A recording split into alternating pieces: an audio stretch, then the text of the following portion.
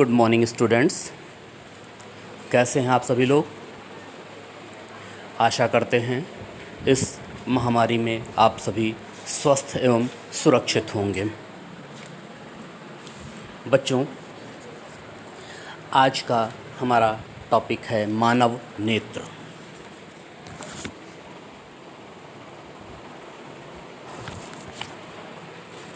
ईश्वर की एक ऐसी अद्भुत कृति जिसकी सहायता से हम इस संसार तथा हमारे चारों ओर के रंग बिरंगी वस्तुओं को देख सकते हैं। यह मानव नेत्र अत्यंत ही मूल्यवान एवं सुग्राही ज्ञानेंद्रिय है।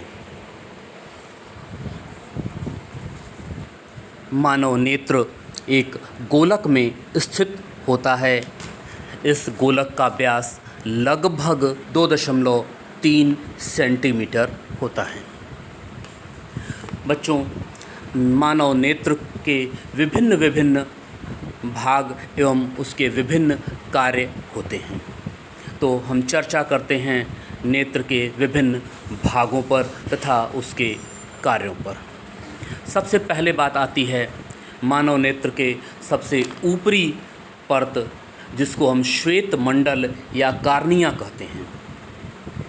कार्निया नेत्र के अग्रभाग पर एक पारदर्शी झिल्ली होता है।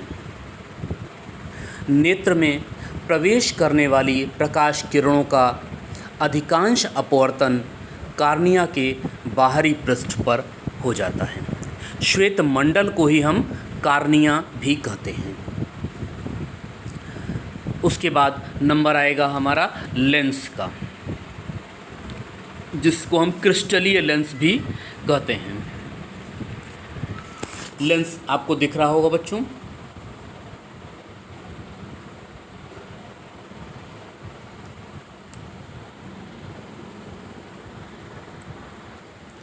क्रिस्टलीय लेंस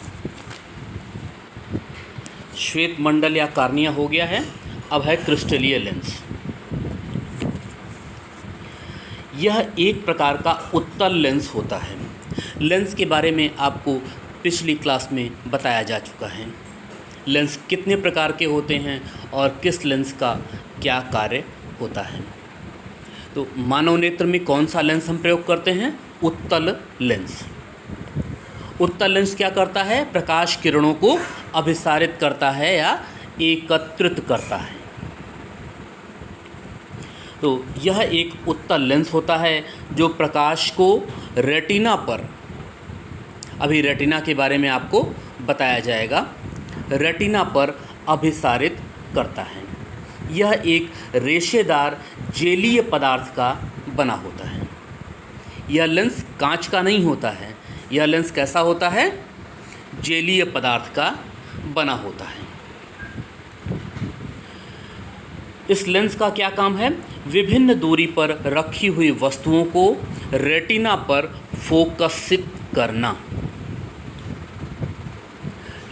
मानव नेत्र में स्थित लेंस का मुख्य कार्य क्या है? विभिन्न दूरी पर रखी वस्तुओं को रेटिना पर फोकसित करना। इसके बाद बात हम करेंगे परितालिका की। कार्निया के पीछे यह एक गहरा पेशीय डायाफ्राम होता है जो पुतली के आकार को नियंत्रित करता है। अब इस डायाफ्राम की क्या ज़रूरत है?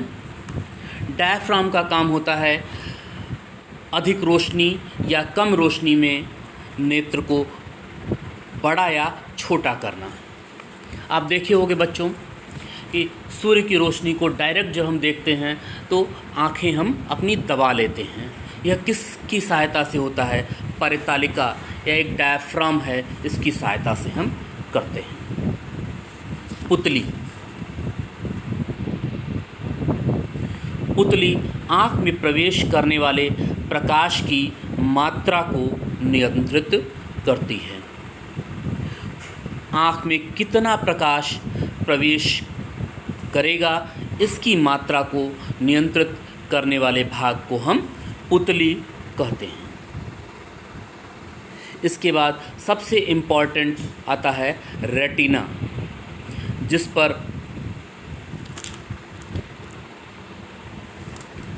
फोकस प्रकाश की किरणें अभिसारित होने के पश्चात अभिसारित होती हैं, फोकसित होती हैं, या हम सामान्य भाषा में कहते हैं रेटिना वह पर्दा है जिस पर चित्र का निर्माण होता है।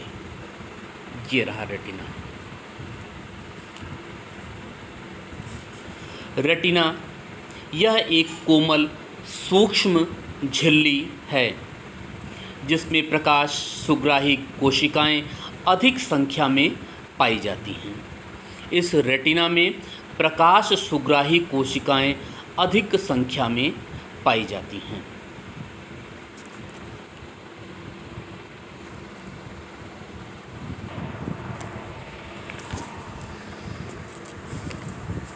रेटिना में क्या होता है? प्रकाश सुग्राही कोशिकाएं पाई जाती हैं जो कि बहुत ही ज़्यादा सक्रिय होती हैं। ये प्रकाश सुग्राही कोशिकाएं विद्युत सिग्नल पैदा करती हैं।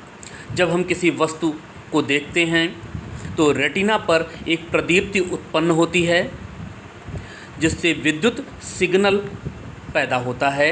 ये सिग्नल दृक् तंत्रिकाओं द्वारा मस्तिष्क तक पहुंचा दिए जाते हैं। सिग्नल कहाँ पहुंच गए? मस्तिष्क तक पहुंच गए। अब मस्तिष्क का क्या कार्य है? इन सिग्नलों की व्याख्या करना।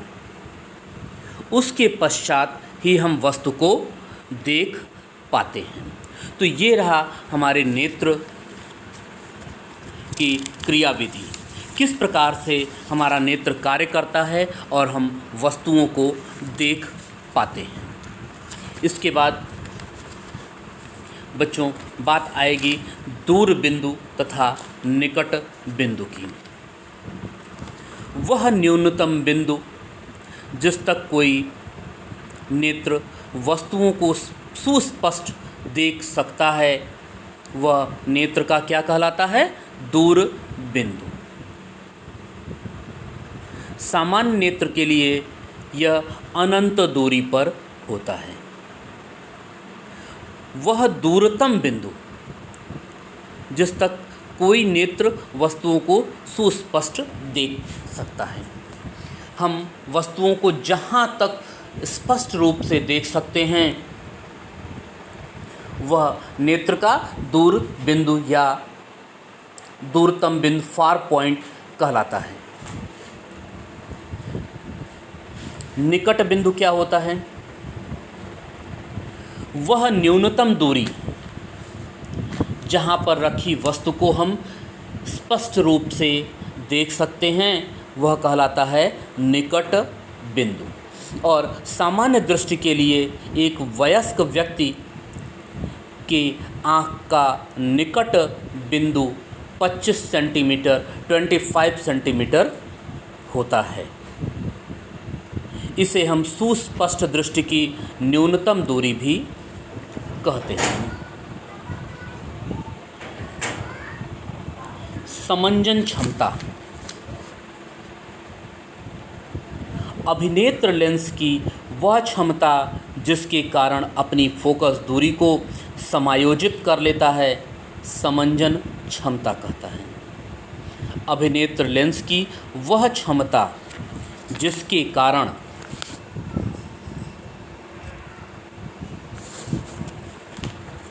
अभिनेत्र लेंस की वह क्षमता जिसके कारण वह अपनी फोकस दूरी को समायोजित कर लेता है, अर्थात लेंस की क्षमता जिसके कारण हम दूर या नज़दीक रखी हुई वस्तु का प्रतिबिंब रेटिना पर बना लेते हैं।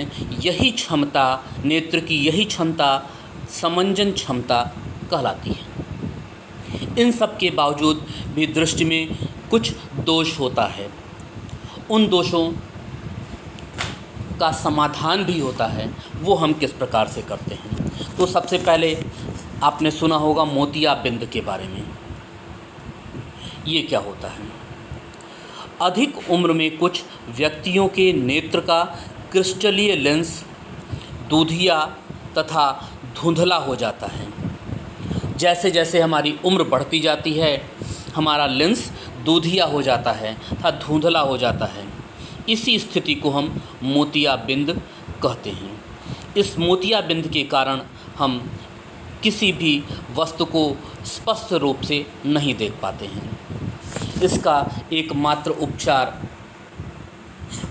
ऑपरेशन या शल्य चिकित्सा द्वारा होता है। फिर बात आती है निकट दृष्टि दोष की। बच्चों, दृष्टि दोष दो तरह के आपको बताए जाएंगे, निकट दृष्टि दोष तथा दूर दृष्टि दोष। इसको ध्यान दीजिएगा। निकट दृष्टि दोष में दूर रखी हुई वस्तु व्यक्ति को स्पष्ट रूप से नहीं दिखाई देती है।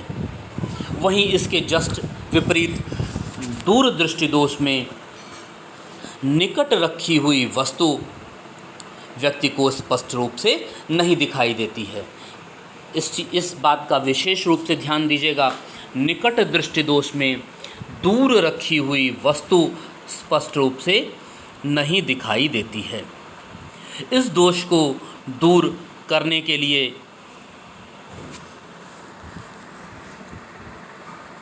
हम अवतल लेंस का प्रयोग करते हैं। निकट दृष्टि दोष को दूर करने के लिए किसका प्रयोग किया जाता है? अवतल लेंस का। निकट दृष्टि दोष के बाद दूर दृष्टि दोष बता चुके हैं आपको कि दूर दृष्टि दोष क्या होता है। निकट रखी हुई वस्तु व्यक्ति को स्पष्ट रूप से नहीं दिखाई देती है। इसको दूर करने के लिए हम किस प्रकार के लेंस का प्रयोग करते हैं? उत्तल लेंस का प्रयोग किया जाता है, ताकि वस्तु स्पष्ट दृष्टि की न्यूनतम दूरी तक लेंस की सहायता से महसूस हो और हमें स्पष्ट रूप से दिखाई पड़ जाए। दूर दृष्टि दोष में क्या होता है? जो निकट बिंदु होता है वह स्पष्ट दृष्टि की न्यूनतम दूरी से दूर हट जाता है। इसी को दूर करने के लिए हम किस प्रकार के लेंस का प्रयोग करते हैं? उत्तल लेंस का। जरा दूरदृष्टि दोष। आयु में वृद्धि होने के साथ साथ मानव नेत्र में समंजन क्षमता घट जाती है। अधिकांश व्यक्तियों का निकट बिंदु दूर हट जाता है। इस दोष को जरा दूरदृष्टिता कहते हैं। इसका उपाय भी है उत्तल लेंस का प्रयोग करके हम इस जरा दूरदृष्टि दोष को दूर कर सकते हैं। तो बच्चों, ये था आज आपका टॉपिक मानव नेत्र, जिसके बारे में हमने सारांश रूप में आपको बता दिया है। आप इसको ध्यान से पढ़ें तथा इस पर आधारित प्रश्नों को हल करें। धन्यवाद।